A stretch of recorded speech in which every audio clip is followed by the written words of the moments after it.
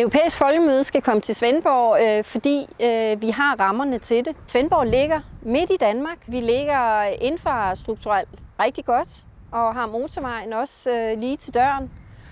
Og så er det jo bare et super skønt sted. Vi har natur, og vi har kulturarv, og vi har faktisk det hele her på Sydfyn.